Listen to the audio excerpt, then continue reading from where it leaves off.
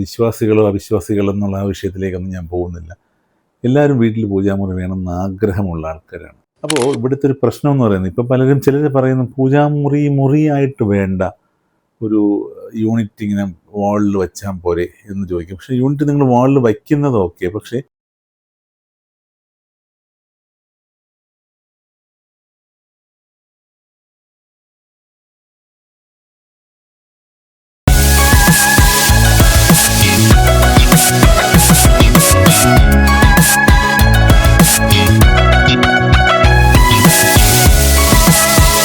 പൂജാമുറി വളരെ ശ്രദ്ധേയമായിട്ടുള്ള ഒരു ഒരു മുറിയാണ്. നമ്മളെപ്പോഴും ഇപ്പോൾ എല്ലാവരും ഒരുമാതിരി ഈ പറഞ്ഞ വിശ്വാസികളോ അവിശ്വാസികളോ എന്നുള്ള ആ വിഷയത്തിലേക്കൊന്നും ഞാൻ പോകുന്നില്ല. എല്ലാവരും വീട്ടിൽ പൂജാമുറി വേണമെന്ന് ആഗ്രഹമുള്ള ആൾക്കാരാണ്. ദൈവവിശ്വാസം കൂടി വരുന്ന ഒരു കാലമായിട്ടാണ് എനിക്ക് പലപ്പോഴും തോന്നിയിട്ടുള്ളത്. അപ്പം പൂജാമുറി വയ്ക്കുമ്പോൾ വീട്ടിൽ പൂജാമുറി എന്ന് പറയുന്നത് എവിടെ വയ്ക്കണം എന്നൊരു ചോദ്യം. വീട്ടിലെ പൂജാമുറി എന്ന് പറയുന്നത് ഞാൻ എപ്പോഴും പറയും, അതൊരു പൂജാമുറിയല്ല, പ്രാർത്ഥനാ മുറിയാണെന്ന് പറയും. പ്രാർത്ഥനാ മുറി എന്ന് പറയുന്നതിനൊപ്പം തന്നെ പറയും, നമുക്ക് നമ്മളിലേക്കും നമ്മളുടെ യഥാർത്ഥ സത്വത്തിലേക്കും റിഫ്ലക്റ്റ് ചെയ്യാൻ കിട്ടുന്ന ഒരു സോൺ. അവിടെ പോയിരുന്ന് നമ്മൾ നമ്മളിലേക്ക് തിരിഞ്ഞു നോക്കുകയും ഒപ്പം തന്നെ നമ്മൾ ദൈവത്തിലേക്ക് തിരിഞ്ഞു നോക്കുകയൊക്കെ ചെയ്യുന്ന ഒരു പ്രക്രിയയാണ്. ഒരു വളരെ പ്രൈവറ്റ് ആയിട്ടുള്ളൊരു സ്പേസ് ആയിട്ടാണ് പലപ്പോഴും പൂജാമുറിയെ നമ്മൾ ട്രീറ്റ് ചെയ്യുന്നത്. അപ്പോൾ ഇവിടുത്തെ ഒരു പ്രശ്നം എന്ന് പറയുന്നത്, ഇപ്പം ചിലർ പറയുന്നു മുറിയായിട്ട് വേണ്ട ഒരു യൂണിറ്റ് ഇങ്ങനെ വാളിൽ വെച്ചാൽ പോരെ എന്ന് ചോദിക്കും. പക്ഷേ യൂണിറ്റ് നിങ്ങൾ വാളിൽ വയ്ക്കുന്നത് ഓക്കെ, പക്ഷേ അതിൻ്റെ ഒരു ചെറിയ ഒരു സറൗണ്ടിങ് ഏരിയ എന്ന് പറയുന്നത് നിങ്ങൾ പൂജാമുറിയായിട്ടൊരു ഡിഫൈൻഡ് മണ്ഡലം സ്പേസ് ആയിട്ട് തന്നെ വരും. അപ്പോൾ അങ്ങനെ വരുമ്പോൾ അതിൻ്റെ സ്ഥാനം വളരെ പ്രാധാന്യമുള്ളതാണ്.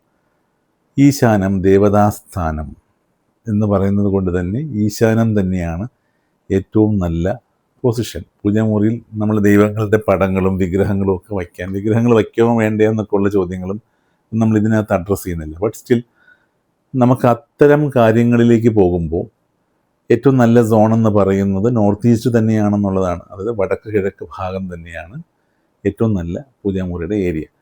അപ്പോൾ എവിടെയൊക്കെ പൂജാമുറി പാടില്ല എന്ന് ചില ആളുകളുടെ അടുത്ത് ചോദിക്കും. കാര്യം എന്ന് വെച്ചാൽ നമ്മൾ പറയും വീട്ടിൽ എവിടെ വേണമെങ്കിലും വയ്ക്കാം, എല്ലാ ഭാഗത്തേക്കും ദർശനം വരുന്ന ഏതെങ്കിലും ഒരു സോൺ സെലക്ട് ചെയ്യുക, വളരെ പോസിറ്റീവായിട്ടുള്ള സ്പേസിൽ വയ്ക്കുക എന്നൊക്കെ ഞാൻ പലർക്കും പറഞ്ഞു കൊടുക്കാറുണ്ട്. പലപ്പോഴും കാര്യം എന്ന് വെച്ചാൽ ചിലർക്ക് റെസ്ട്രിക്ഷൻസ് വരും. അപ്പം പൂജാമുറി വയ്ക്കാൻ പാടില്ലാത്തതായിട്ട് സോണുകളുണ്ടോ എന്ന് ചോദിച്ചാൽ എനിക്ക് പറയാൻ പറ്റുന്ന 2 സോണാണ് വാസ്തുപ്രകാരം പൂജാമുറി പാടില്ലാത്തത് എന്ന് പറയുന്നത്.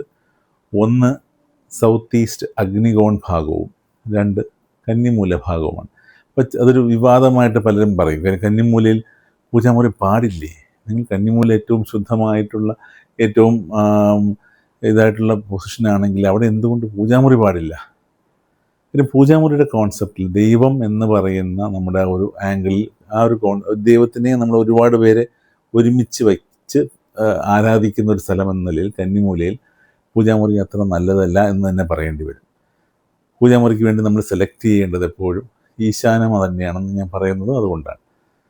ഇനി പൂജാമുറിയിൽ ചിലർ പറയും പൂജാമുറി ഞങ്ങൾക്ക് വേണം, പക്ഷെ പൂജാമുറിയിലായിരിക്കില്ല വിളക്ക് കത്തിക്കുന്നത്. വിളക്ക് കത്തിക്കുന്നത് വീടിൻ്റെ ഏതെങ്കിലും ഒരു ഭാഗത്ത് സൗകര്യം പോലെ ഫ്രണ്ടിൽ വരുന്ന രീതിയിൽ ചെയ്താൽ പോരെ എന്ന് ചോദിക്കുന്നവരോട് എനിക്ക് പറയാനുള്ളത്, പൂജാമുറി എന്ന് പറയുന്നത് നമ്മൾ വീട്ടിൽ പൂജയ്ക്ക് വേണ്ടി അല്ലെങ്കിൽ ദൈവികമായ ആ ഒരു സ്ഥാനത്തിന് വേണ്ടിയിട്ട് നമ്മളൊരു സോൺ ഡിഫൈൻ ചെയ്തിട്ടുണ്ടെങ്കിൽ ചെറിയ വിളക്കെങ്കിലും ഇടയ്ക്കിടയ്ക്ക് അവിടെ കത്തിക്കണം. അത് നിർബന്ധമായിട്ട് നിങ്ങൾ ചെയ്തിരിക്കേണ്ട ഒരു കാര്യമാണ്. അപ്പോൾ നിലവിളക്കെടുത്ത് വയ്ക്കണം എന്ന് നിർബന്ധം പറയില്ല, പക്ഷെ ഒരു ചെറിയ വിളക്ക് ഇടയ്ക്കിടയ്ക്ക് നിങ്ങൾ ഈ ഡിഫൈൻ ചെയ്ത സ്പേസിൽ കത്തിക്കണം എന്നുള്ളത് നിർബന്ധമാണ്. അല്ലാതെ പൂജാമുറിക്ക് ഒരു എനർജൈസിങ് വരില്ല. കാര്യം എന്ന് പറഞ്ഞാൽ ഇത്തരത്തിൽ നമ്മളൊരു ദൈവങ്ങളുടെ പടവും എല്ലാം വെച്ചിട്ട് നമ്മളവിടെ പോയി തൊഴുതുകൊണ്ട് നിൽക്കുക മാത്രമാണ്. പക്ഷെ അവിടെ ഒരു വിളക്ക് കത്തിച്ച് വെച്ച് ബാക്കി തൊഴിലിലേക്ക് പോകുന്നതിൽ തന്നെയാണ് ഏറ്റവും വലിയ ഗുണങ്ങളുള്ളത്. അപ്പോൾ അതുകൊണ്ട് പൂജാമുറി ചെയ്യുമ്പോൾ ശ്രദ്ധിക്കുക, പൂജാമുറി ചെയ്തിട്ടുണ്ടെങ്കിൽ ഇടയ്ക്കെങ്കിലും അവിടെ വിളക്ക് വയ്ക്കണമെന്ന് നിർബന്ധമായിട്ട് ഞാൻ പറഞ്ഞു കൊടുക്കാറുണ്ട്. അപ്പോൾ ഇതൊക്കെ നമ്മൾ ശ്രദ്ധിക്കണം. പൂജാമുറി എന്ന് പറയുന്നത് നിങ്ങൾക്ക് പൂജാമുറി നല്ലത് തന്നെയാണ്. വീട്ടിൽ പൂജാമുറി ഉണ്ടാവുക, അല്ലെങ്കിൽ ധ്യാനമുറി, അല്ലെങ്കിൽ മെഡിറ്റേഷൻ റൂം, ഇല്ലെങ്കിൽ ഒരു യോഗ റൂം എന്നൊക്കെ പറഞ്ഞ് നമുക്ക് പല രീതിയിൽ അതിനിപ്പോൾ ഇവോൾവ് ചെയ്ത് വരുന്നുണ്ട് ഒരു സ്പേസ് എന്ന രീതിയിൽ. പക്ഷേ അതിനെ ഒരു മോഡേൺ ആംഗിളിൽ കാണണമെങ്കിൽ ഒരു സെൽഫ് റിഫ്ലക്റ്റിംഗ് സ്പേസ് എന്ന് വേണമെങ്കിൽ നമുക്കതിനെ പറയാം. അതുകൊണ്ട് തന്നെ നല്ലൊരു സോണായിട്ട് വരട്ടെ, അത് നല്ലൊരു എനർജൈസ് സോണായിട്ട് വരട്ടെ. പ്രിഫർ ചെയ്യുക, നോർത്ത് ഈസ്റ്റ് തന്നെ പ്രിഫർ ചെയ്യുക. ഇത്രയും പറഞ്ഞുകൊണ്ട് ഈ വീഡിയോ അവസാനിപ്പിക്കുകയാണ്. മറ്റൊരു നല്ല വീഡിയോ നിങ്ങൾ മുന്നിലെത്തുന്നവരെ നന്ദി, നമസ്കാരം.